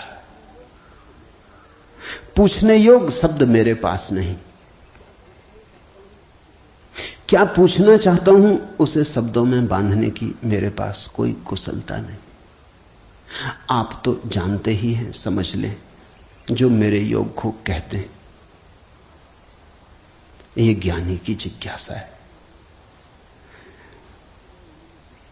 बुद्ध चुप बैठे रहे, उन्होंने कुछ भी ना कहा। घड़ी भर बाद जैसे कुछ घटा, वो जो आदमी चुपचाप बैठा बुद्ध की तरफ देखता रहा था, उसकी आंख से आंसुओं की धार लग गई, चरणों में झुका, नमस्कार किया और कहा, धन्यवाद, खूब धन्यभागी हूं, जो लेने आया था आपने दिया। वो उठ के चला भी गया। उसके चेहरे पे अपूर्व आभा थी, वो नाचता हुआ गया। बुद्ध के आसपास के शिष्य बड़े हैरान हुए। आनंद ने पूछा, बनते भगवान, पहेली हो गई। पहले तो याद नहीं, कहता है कि मुझे पता नहीं कैसे पूछूं, पता नहीं किन शब्दों में पूछूं, ये भी पता नहीं क्या पूछने आया हूं। फिर आप तो जानते ही हैं सब, देख लें, मुझे जो मेरे लिए जरूरी हो कह दें। पहले तो ये आदमी ही जरा पहेली था, ये कोई ढंग हुआ पूछने का। और जब तुम्हें यही पता नहीं कि क्या पूछना, तो पूछना ही क्यों? पूछना क्या? खूब रही। फिर यही बात खत्म ना हुई, आप चुप बैठे सो चुप बैठे रह गए। आपको ऐसा कभी मौन देखा नहीं? कोई पूछता तो आप उत्तर देते। कभी कभी तो ऐसा होता कोई नहीं भी पूछता तो भी आप उत्तर देते। आपकी करुणा सदा बहती रहती। क्या हुआ अचानक कि आप चुप रह गए और आंख बंद हो गई? और फिर क्या रहस्यमय घटा कि वो आदमी रूपांतरित होने लगा। हमने उसे बदलते देखा, हमने उसे किसी और ही रंग में डूबते देखा, उसमें मस्ती आते देखी। वो नाचता हुआ गया है, आंसुओं से भरा हुआ, गदगद आह्लादित, वो चरणों में झुका। उसकी सुगंध हमें भी छुई। ये हुआ क्या? आप कुछ बोले नहीं, उसने सुना कैसे? और हम तो इतने दिनों से, वर्षों से आपके पास, हम पर आपकी कृपा कम है क्या? ये प्रसाद जो उसे दिया हमें क्यों नहीं मिलता? लेकिन ध्यान रहे, उतना ही मिलता है जितना तुम ले सकते हो। बुद्ध ने कहा, सुनो, घोड़े, आनंद से घोड़े की बात की क्योंकि आनंद छत्री था, बुद्ध का चचेरा भाई था और बचपन से ही घोड़े का बड़ा शौक था। उसे घुड़सवार था, प्रसिद्ध घुड़सवार था, प्रतियोगी था बड़ा। उसने कहा, सुन आनंद, बुद्ध ने कहा, घोड़े 4 प्रकार के होते। एक तो मारो भी तो भी टस से मस नहीं होते, रद्दी से रद्दी घोड़े, जितना मारो उतना ही हठ योगी हो जाते हैं, बिल्कुल हट बांध के खड़े हो जाते। तुम मारो तो वो जिद्द बना लेते हैं कि देखें कौन जीतता। फिर दूसरे तरह के घोड़े होते हैं, मारो तो चलते हैं, न मारो तो नहीं चलते, कम से कम पहले से बेहतर। फिर तीसरे तरह के घोड़े होते हैं, कोड़ा फटकारो, मारना काफी जरूरी नहीं, सिर्फ कोड़ा फटकारो, आवाज काफी। और भी कुलीन होते, दूसरे से भी बेहतर। फिर आनंद, तुझे जरूर पता होगा, ऐसे भी घोड़े होते हैं कि कोड़े की छाया देख के भागते हैं, फटकारना भी नहीं पड़ता। ये ऐसा ही घोड़ा था, छाया काफी। अष्टावक्र ने देखा होगा गौर से। जब तुम आके मुझसे कुछ पूछते हो तो तुम्हारे प्रश्न से ज्यादा महत्वपूर्ण सवाल तुम हो। कभी कभी तुम्हें भी ऐसा लगता होगा कि तुमने जो नहीं पूछा था वो मैंने उत्तर दिया है, और कभी कभी तुम्हें ऐसा भी लगता होगा कि शायद मैं टाल गया तुम्हारे प्रश्न को, बचाव कर गया, कुछ और उत्तर दे गया हूं। लेकिन सदा तुम्हारी भीतरी जरूरत ज्यादा महत्वपूर्ण। तुम क्या पूछते हो ये उतना महत्वपूर्ण नहीं, क्योंकि तुम्हें खुद ही ठीक पता नहीं तुम क्या पूछते हो, क्यों पूछते हो। उत्तर वही दिया जाता है जिसकी तुम्हें जरूरत है। तुम्हारे पूछने से कुछ तय नहीं होता। देखा होगा अष्टावक्र ने ज्ञानी तो नहीं है जनक, अज्ञानी है फिर क्या? अज्ञानी भी नहीं, क्योंकि अज्ञानी तो अकड़ा से भरा होता है। अज्ञानी तो झुकना जानता ही नहीं। ये तो मुझ 12 साल की उम्र के लड़के के पैरों में झुक गया, साष्टांग दंडवत की। ये अज्ञानी के लिए असंभव है। अज्ञानी तो समझता है कि मैं जानता ही हूं, मुझे कौन समझाएगा। अज्ञानी अगर कभी पूछता भी है तो तुम्हें गलत सिद्ध करने को पूछता है, क्योंकि अज्ञानी तो ये मान के चलता है कि पता तो मुझे है ही, देखें इनको भी पता है या नहीं। अज्ञानी परीक्षा के लिए पूछता है। नहीं, इसकी आंखें जनक की तो बड़ी निर्मल है। मुझ 12 साल के अनजान अपरिचित लड़के को सम्राट होते हुए भी इसने कहा, एतत् मम ब्रूहि प्रभो, हे प्रभु मुझे समझा के कहें। नहीं, ये विनयशील है, अज्ञानी तो नहीं। मूढ़ है क्या फिर? मूढ़ तो पूछते ही नहीं।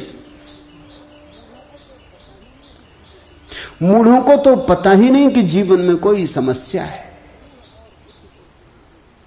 मूढ़ और बुद्ध पुरुषों में एक समानता है। बुद्ध पुरुषों के लिए कोई समस्या नहीं रही, मूढ़ों के लिए अभी समस्या उठी ही नहीं। बुद्ध पुरुष समस्या के पार हो गए, मूढ़ अभी समस्या के बाहर है। मूढ़ तो इतना मूर्छित है, उसे कहां सवाल कथम ज्ञानम, मूढ़ पूछेगा। कथम मुक्ति, मूढ़ पूछेगा। कैसे होगा वैराग्य, मूढ़ पूछेगा। असंभव। मूढ़ अगर पूछेगा भी तो पूछता है राग में सफलता कैसे मिलेगी। मूढ़ अगर पूछता भी है तो पूछता है संसार में और थोड़े ज्यादा दिन कैसे रहना हो जाए, मुक्ति नहीं। मूढ़ पूछता है बंधन सोने के कैसे बने, बंधन में हीरे जवाहरात कैसे जड़े। मूढ़ पूछता भी है तो ऐसी बातें पूछता है। ज्ञान, मूढ़ तो मानता ही नहीं कि ज्ञान हो सकता है, वो तो संभावना को स्वीकार नहीं करता। वो तो कहता कैसा ज्ञान। मूढ़ तो पशुवत जीता है। नहीं, ये जनक मूढ़ भी नहीं है, मुमुक्षु है। मुमुक्षु शब्द समझना जरूरी है।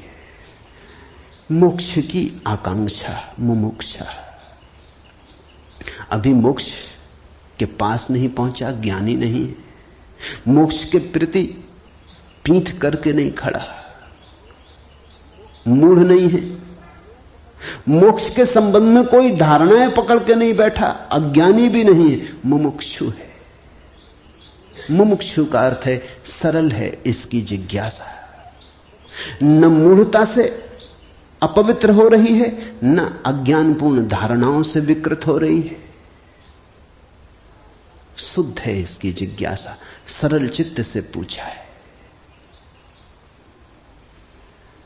अष्टावक्र ने कहा, हे प्रिय, यदि तू मुक्ति को चाहता है तो विषयों को विष के समान छोड़ दे और क्षमा, आर्जव, दया, संतोष और सत्य को अमृत के समान सेवन कर। मुक्ति मिच्छसि चेतात विषयान विस्वत्यज। शब्द विषय बड़ा बहुमूल्य है, वो विष से ही बना है। विष का अर्थ होता है जिसे खाने से आदमी मर जाए। विषय का अर्थ होता है जिसे खाने से हम बार बार मरते, बार बार भोग, बार बार भोजन, बार बार महत्वाकांक्षा, ईर्ष्या, क्रोध, जलन, बार बार इन्हीं को खा खा के तो हम मरे, बार बार इन्हीं के कारण तो मरे। अब तक हमने जीवन में जीवन कहां जाना, मरने को ही जाना है। अब तक हमारा जीवन, जीवन की प्रज्वलित ज्योति कहां, मृत्यु का ही धुआं है। जन्म से लेकर मृत्यु तक हम मरते ही तो हैं, धीरे धीरे, जीते कहां, रोज रोज मरते। जिसको हम जीवन कहते हैं वो एक सतत मरने की प्रक्रिया है। अभी हमें जीवन का तो पता ही नहीं, तो हम जिएंगे कैसे? ये शरीर तो रोज क्षीण होता चला जाता है, ये बल तो रोज खोता चला जाता है, ये भोग और विषय तो रोज हमें चूसते चले जाते, जरा जीर्ण करते चले जाते। ये विषय और कामनाएं तो छेदों की तरह, इनसे हमारी ऊर्जा और आत्मा रोज बहती चली जाती, आखिर में घड़ा खाली हो जाता, उसको हम मृत्यु कहते। तुमने कभी देखा, अगर छिद्र वाले घड़े को कुएं में डालो तो जब तक घड़ा पानी में डूबा होता है भरा मालूम पड़ता है। उठाओ पानी के ऊपर, खींचो रस्सी, बस खाली होना शुरू हुआ। जोर का शोरगुल होता है, उसी को तुम जीवन कहते हो। जलधारें गिरने लगती, उसी को तुम जीवन कहते हो। और घड़ा जैसे जैसे पास आता है, हाथ के खाली होता चला जाता। जब हाथ में आता है तो खाली घड़ा, जल की एक बूंद भी नहीं। ऐसा ही हमारा जीवन है। बच्चा पैदा नहीं हुआ, भरा मालूम होता है। पैदा हुआ कि खाली होना शुरू हुआ। जन्म का पहला दिन मृत्यु का पहला दिन है, खाली होने लगा। एक दिन मरा, 2 दिन मरा, 3 दिन मरा। जिनको तुम जन्मदिन कहते हो, अच्छा हो मृत्यु दिन कहो तो ज्यादा सत्यतर होगा। 1 साल मर जाते हो, उसको कहते हो चलो एक जन्मदिन आ गया। 50 साल मर गए, कहते हो 50 साल जी लिए, स्वर्ण जयंती मनाए। 50 साल मरे, मौत करीब आ रही, जीवन दूर जा रहा है, घड़ा खाली हो रहा है। जो दूर जा रहा है उसके आधार पर तुम जीवन को सोचते हो, या जो पास आ रहा है उसके आधार पर? यह कैसा उल्टा गणित! हम रोज मर रहे हैं, मौत करीब सरकती आती। अष्टावक्र कहते हैं विषय हैं विषवत, क्योंकि उन्हें खा खा के हम सिर्फ मरते हैं, उनसे कभी जीवन तो मिलता नहीं। यदि तू मुक्ति चाहता है हे तात, हे प्रिय,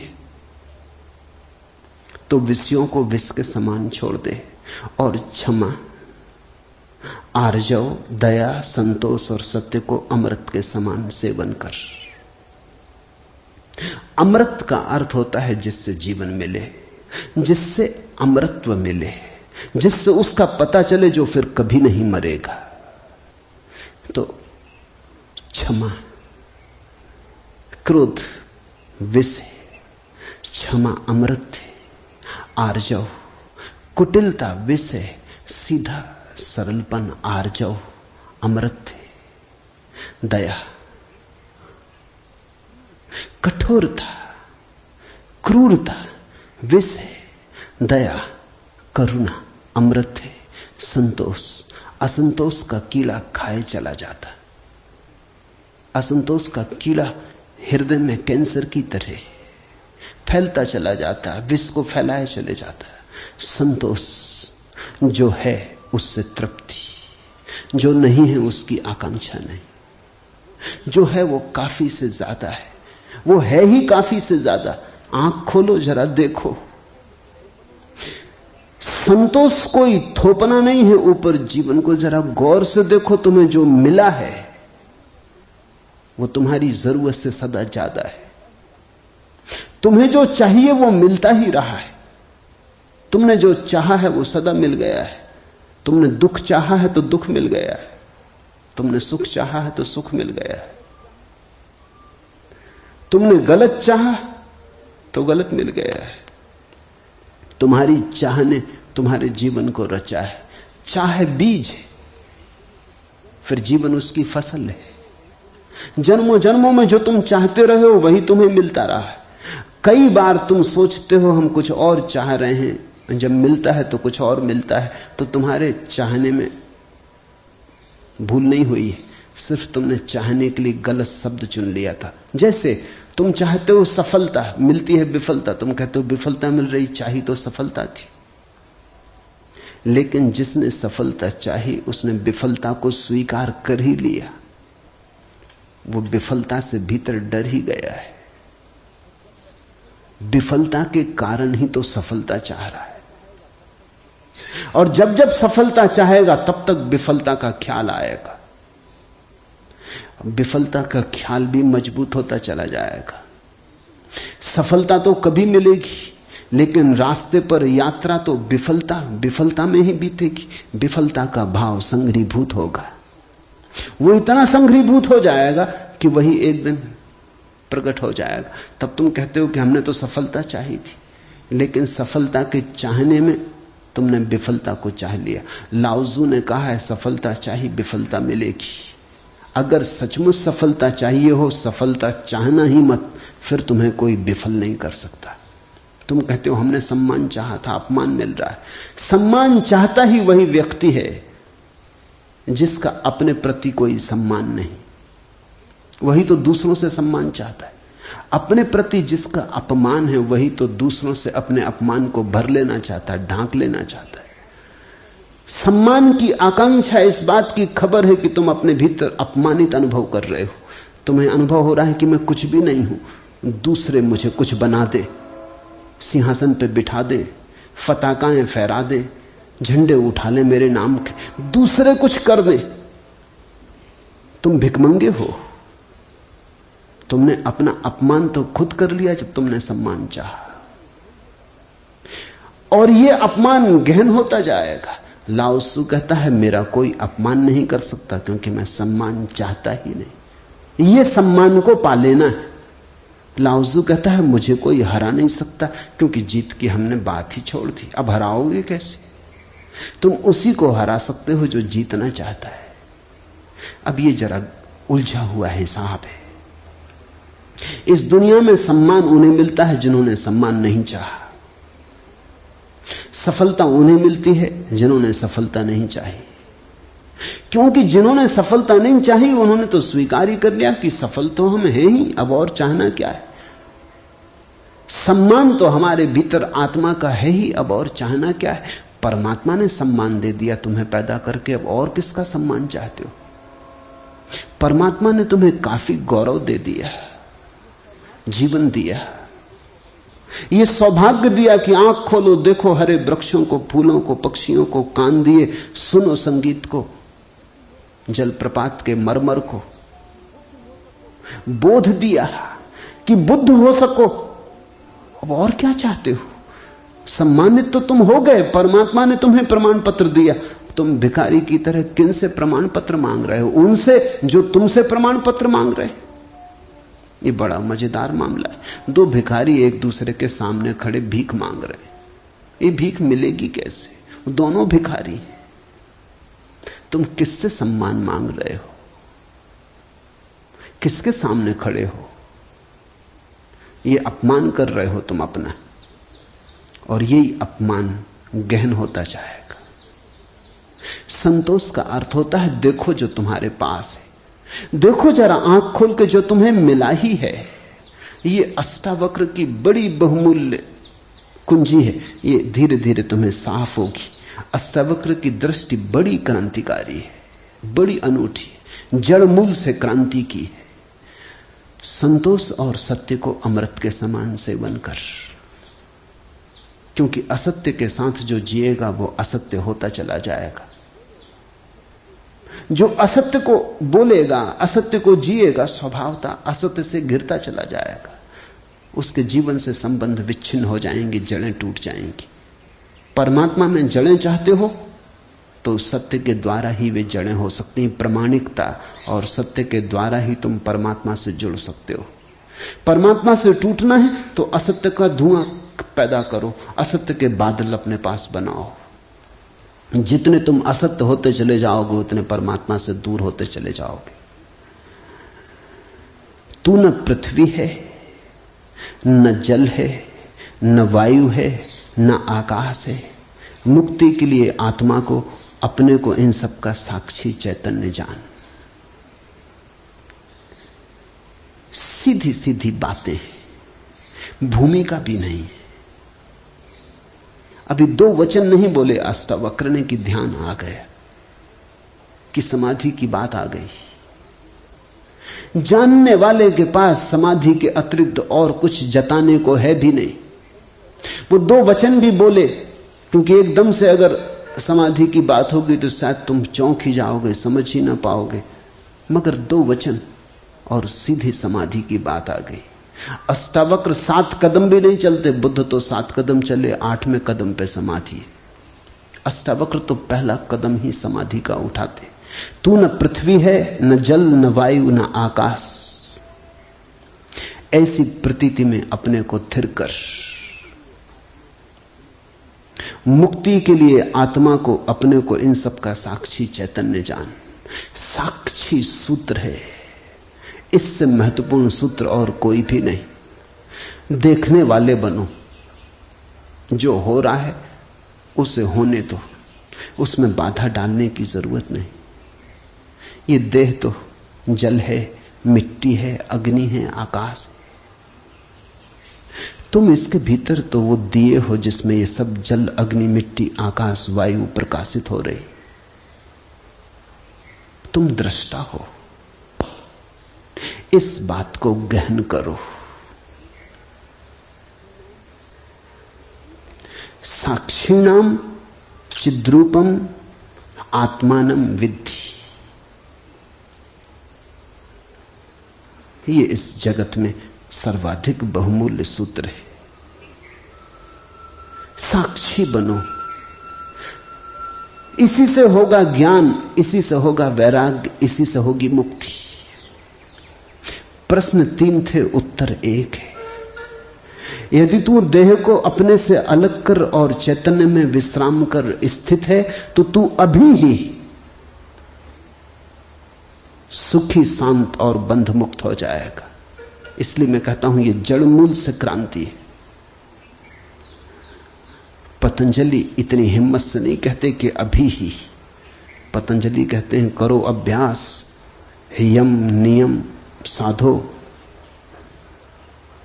प्राणायाम, प्रत्याहार, आसन शुद्ध करो। जन्म जन्म लगेंगे तब सिद्धि है। महावीर कहते हैं 5 महाव्रत, और तब जन्म जन्म लगेंगे, तब होगी निर्जरा, तब कटेगा जाल कर्मों का। सुनो अष्टावक्र को। यदि देहम पृथकृत्य चित्ति विश्राम्य तिष्ठसि अधुनैव सुखी शांतो बंध मुक्तो भविष्यसि। अधुनैव, अभी, यहीं, इसी क्षण। यदि तू देह को अपने से अलग कर और चैतन्य में विश्राम कर स्थित है, अगर तूने एक बात देखनी शुरू कर दी कि देह मैं नहीं हूं, मैं करता और भोगता नहीं हूं, ये जो देखने वाला मेरे भीतर छिपा है, जो सब देखता है। बचपन था कभी तो बचपन देखा, फिर जवानी आई तो जवानी देखी, फिर बुढ़ापा आया तो बुढ़ापा देखा। बचपन नहीं रहा तो मैं बचपन तो नहीं हो सकता। आया और गया, मैं तो हूं। जवानी नहीं रही तो मैं जवानी तो नहीं हो सकता। आई और गई, मैं तो हूं।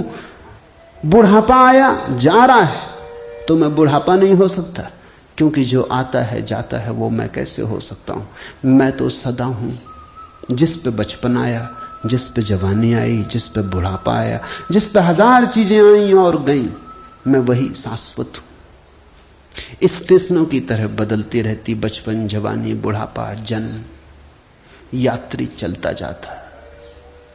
तुम स्टेशन के साथ अपने को एक तो नहीं समझ लेते। पूना की स्टेशन पर तुम ऐसा तो नहीं समझ लेते कि मैं पूना हूं। फिर पहुंचे मनमाड़ तो ऐसा तो नहीं समझ लेते कि मैं मनमाड़ हूं। तुम जानते हो कि पूना आई गई, मनमाड़ आया गया। तुम तो यात्री हो, तुम तो दृष्टा हो जिसने पूना देखी, पूना आई। जिसने मनमाड़ देखा मनमाड़ आया। तुम तो देखने वाले हो। तो पहली बात,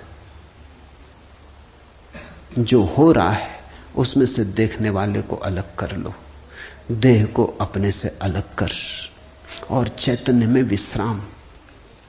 और करने योग्य कुछ भी नहीं है। जैसे लाओत्सु का सूत्र है समर्पण, वैसे अष्टावक्र का सूत्र है विश्राम, रेस्ट। करने का कुछ भी नहीं है। मेरे पास लोग आते हैं, वो कहते हैं ध्यान कैसे करें। वो प्रश्न ही गलत पूछ रहे हैं। गलत पूछते हैं तो मैं उनको कहता हूं करो। क्या करोगे? तो उनको बता देता हूं कि करो, कुछ ना कुछ तो करना ही पड़ेगा। अभी तुम्हें करने की खुजलाहट है तो उसे तो पूरा करना होगा। खुजली है तो क्या करोगे? बिना खुजाए नहीं बनता। लेकिन धीरे धीरे उनको करवा करवा के थका डालता हूं। फिर वो कहते हैं अब इससे छुटकारा दिलवाओ। अब कब तक ये करते रहे? उनको तो मैं तो पहले ही राजी था, लेकिन तुम्हें समझने में जरा देर लगी। अब विश्राम करो। ध्यान का आत्यंतिक अर्थ विश्राम है। चित्ती विश्राम में तिष्ठसि, जो विश्राम में ठहरा देता अपने चेतना को, जो होने मात्र में ठहर जाता, कुछ करने को नहीं। क्योंकि जिसे तुम खोज रहे हो वो मिला ही हुआ है। क्योंकि जिसे तुम खोज रहे हो उसे कभी खोया ही नहीं, उसे खोया नहीं जा सकता। वही तुम्हारा स्वभाव है। अयम आत्मा ब्रह्म, तुम ब्रह्म हो, अनल हक, तुम सत्य हो। कहां खोजते हो? कहां भागे चले जाते हो? अपने को ही खोजने कहां भागे चले जाते हो? रुको, ठहरो। परमात्मा दौड़ने से नहीं मिलता, क्योंकि परमात्मा दौड़ने वाले में छिपा है। परमात्मा कुछ करने से नहीं मिलता, क्योंकि परमात्मा करने वाले में छिपा है। परमात्मा के होने के लिए कुछ करने की जरूरत ही नहीं, तुम हो ही। इसलिए अष्टावक्र कहते हैं चित्ती विश्राम में विश्राम करो, ढीले छोड़ो अपने को, ये तनाव छोड़ो। कहां जाते? कहीं जाने को नहीं, कहीं पहुंचने को नहीं।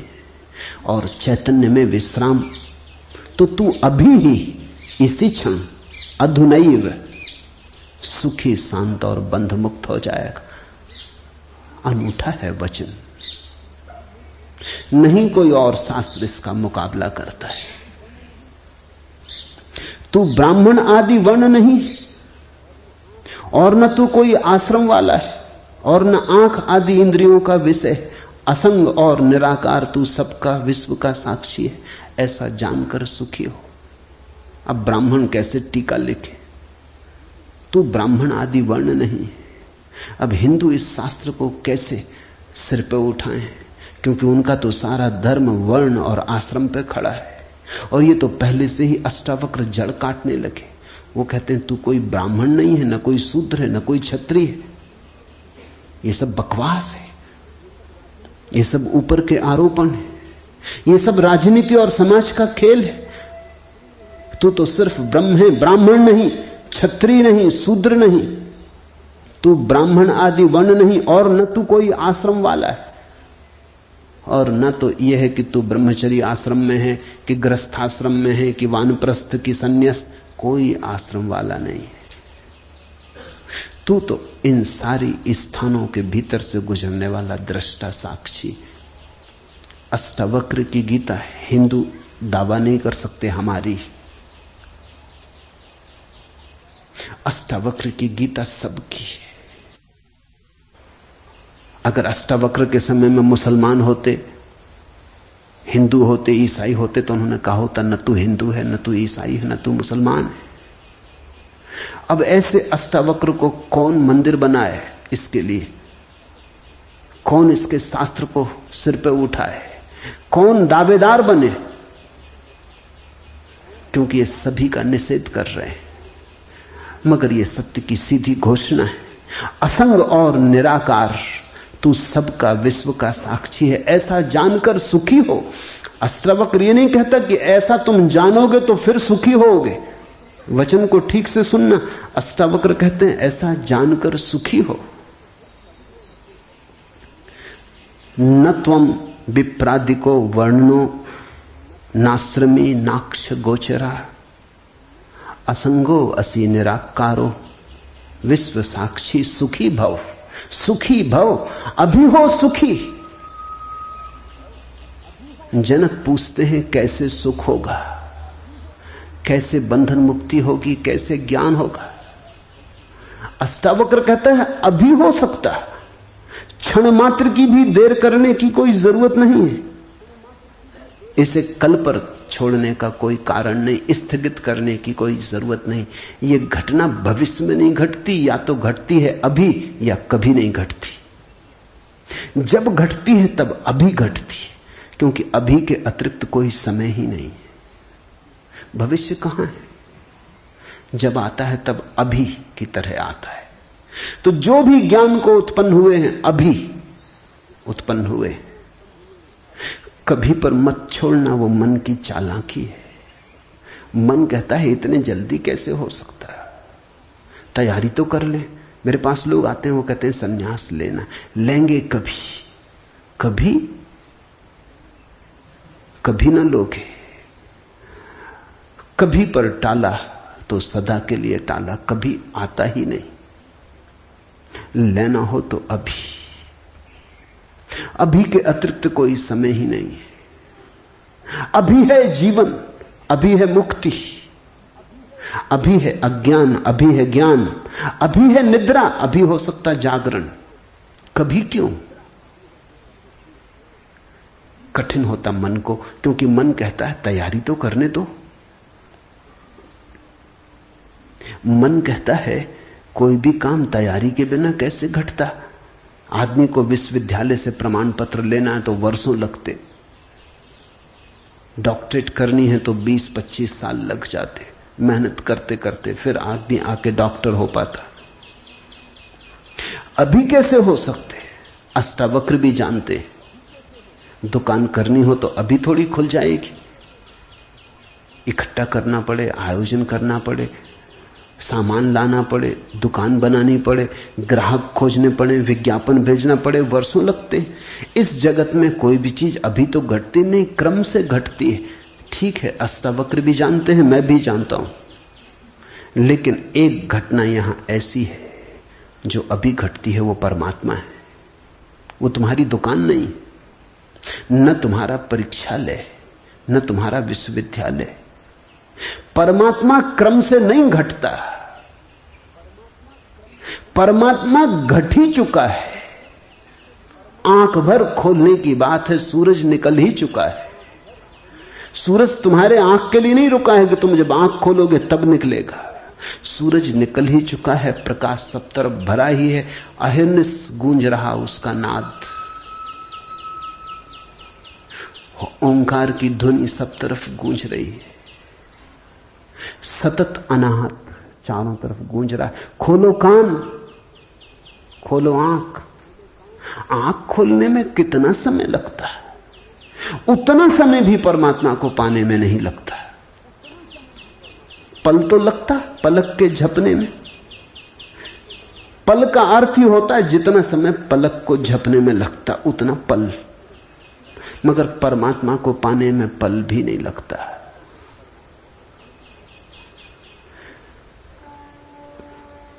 विश्व साक्षी असंगो असि निराकारो सुखी भव। अभी हो सुखी। उधार नहीं है अष्टावक्र का धर्म, नगद, कैश।